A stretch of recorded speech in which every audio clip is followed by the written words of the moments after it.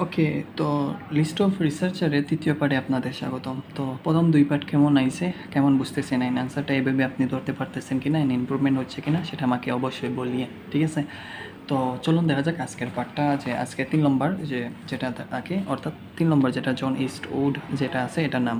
তো এটা তো কিওয়ার্ড বড় রিসার্চার, এটা তো আমরা পেছে গিয়ে পাবো, সমস্যা নেই, আমরা পাবো। বাট মজার কথা হলো মাত্র আমাদের 3টা হাতে আছে, কারণ 2টা হয়ে গেছে, যে মানে বি নম্বর হয়ে গেছে আর ই নম্বরটা আমাদের আনসারটা হয়ে গেছে, অর্থাৎ মাত্র 3টা থেকে আমার 2টা আনসার দিতে হবে। ওকে, তো প্রথমে এই জিনিসগুলো যায়, তবে আমি মাথায় রাখছিলাম, তো আমি বলছিলাম যে কীভাবে জিনিসটা কাজ করা হয় বা কীভাবে কাজটা করতে হয়। তো এই ক্ষেত্রে আপনাকে কি করতে হবে, একটা জিনিস মাথায় রাখেন। একটা জিনিস মাথায় রাখলে আপনার হয়ে যাবে যে আপনি তো প্রথমে কিওয়ার্ড ম্যাচ করতে হবে, তাই না? কিওয়ার্ড ম্যাচ করতে হবে। তো কিওয়ার্ড তো আমরা আগের প্রথমেই তো ম্যাচ করেছি ইস্টউড, বাট দেখতে হবে এই পেরার মধ্যে আর কোনো এই ব্যক্তির নাম আছে কিনা, কারণ প্রথম লাইনে যা সিনসগুলো থাকতে পারে অনেক কিছু মিল নাও হতে পারে নিচের লাইন। তাহলে এখানে দেখলাম যে আমার একটা নাম আছে, ওকে, নাম যে নেম নম্বর 1। অ্যান্ড পরের আমরা যদি একটু লক্ষ্য করি যে নিচের দিকে, তারপর একটা জিনিস দেখতে, ওই দেখেন এখানে দোয়া আছে, আর একটা কথা দোয়া আছে, এই দিকে দোয়া আছে, ঠিক আছে, একটা কথা দোয়া আছে। অ্যান্ড লাস্টের দিকে যদি আমরা লক্ষ্য করি, অ্যান্ড ওয়েট, একটু ধৈর্য সহকারে দেখতে হবে এই পেরা। হ্যাঁ, এই দেখেন লাস্টের দিকে এই যে যে ইস্ট উডের কথা দেওয়া আছে।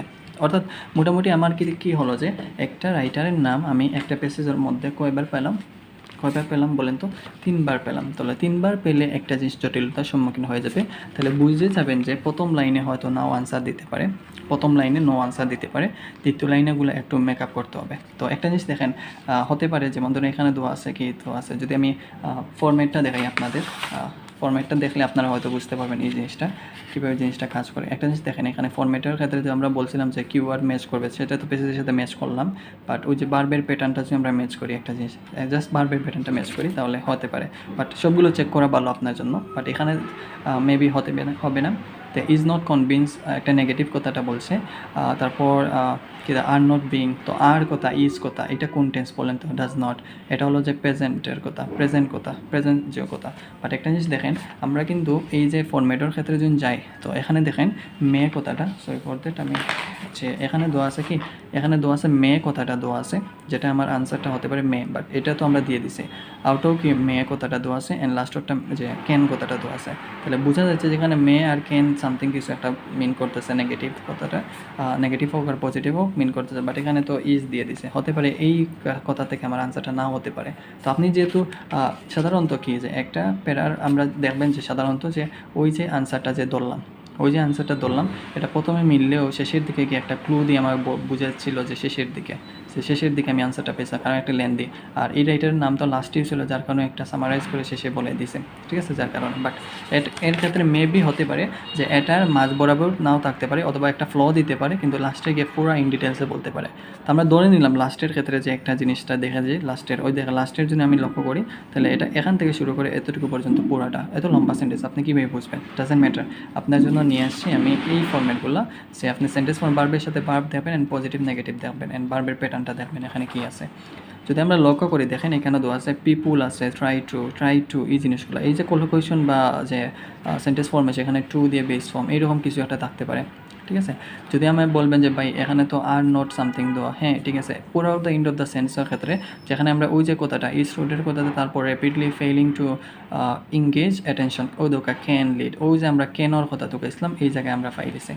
তো কোনো একটা ওই ব্যক্তির কথা করছে, কোনো একটা ফেইলিং টু ইংগেজ অ্যাটেনশন, অর্থাৎ কোনো ওই যে টু দিয়ে ইংগেজ কথাটা দেওয়া আছে, টু দিয়ে ইংগেজ কথা, টু দিয়ে বেস ফর্ম দিয়ে আছে, can lead to state why we don't কি know what to do anymore and no longer care, এইরকম। তাহলে এখানে অনেক জিনিস হয়েছে বাংলা ইংলিশ, আপনি বাংলা বুঝতে পারলেন আলহামদুলিল্লাহ, না বুঝলে আমি আর কিছু করার নাই, কারণ এই জায়গায় তো আমি যে বাংলা মিনিং করি আপনারা বুঝাই দিব, বাট ওভারঅল আপনি তো বুঝতে হইবে কেন বাংলা, যদি এই জায়গায় না বুঝান, কারণ এখানে অনেক একটা প্যারাফেস করছে, জাস্ট মোল্লা টু দিয়ে বেস ফর্ম আছে, তারপর অ্যাটেনশন রিলেট করিয়া ক্যান লিড একটা স্টেট করে, ঠিক আছে। তারপর যেটা আমরা জানি, ওই যে উই ডোন্ট হোয়াট, যেটা আমরা জানি না, তারা একটা জিনিস করতে পারে, এটা নো লঙ্গার কেয়ার হয়, অনেক বড় একটা কেয়ার হইতে পারে, না হইতে পারে। ওদেরকে এখানে বলছে people try to connect with the world, তারা কানেক্ট করে মানুষের লাগে, ওলা সামথিং টু দিয়ে base form, to encourage, can lead, ওলা। তাহলে এখন পেসেজ যাইবা যে বা টু দিয়ে বেস ফর্ম, কানেক্ট করা, এঙ্গেজ করা, কোনো একটা জিনিসে অ্যাটেনশন করা, বালা কথা মিন করে রাখি, তারা খাস করা, মানে নেগেটিভিটি পাইছি, এখন বালা কথা মিন করে।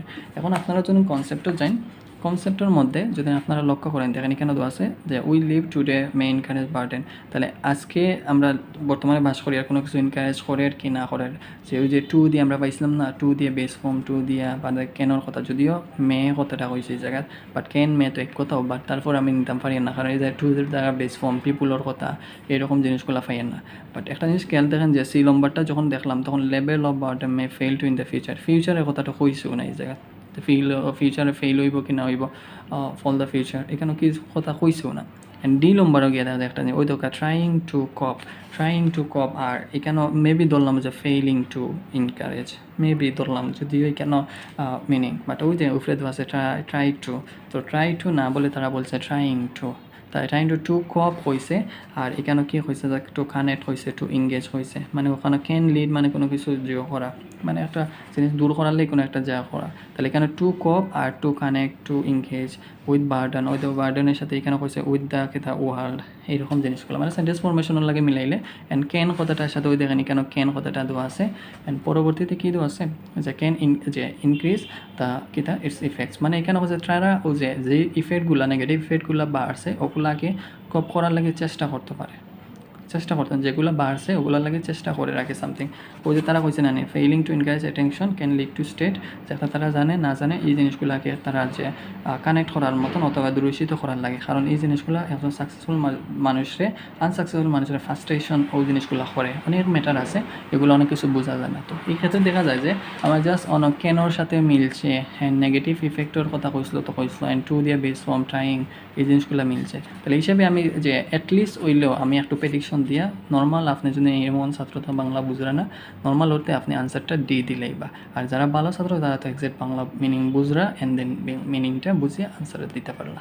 তো ওভারঅল আপনারা আমি খুবই কাছে লইয়া যাই এই জিনিসগুলো নিয়ে, আর বাকিগুলো আপনি মেকআপ করতে হইব এই জিনিসগুলো কীভাবে আনসারটা কালেক্ট করা লাগে। তো ওভারঅল বুঝতে পারছেন যে কীভাবে আনসারটা ধরছে, একটু জটিল হয়েছে একটা, আর বুঝতে হইব তো একটা মাছ বরাবর পেসেস অতএব একটু জটিল হতে পারে, বাট দুইটা আমরা খুবই ইজিলি ধরছি, তৃতীয় নম্বরটা একটু হার্ড হয়েছে, হতে পারে লাস্টরটা কি একবার ইজি হইব।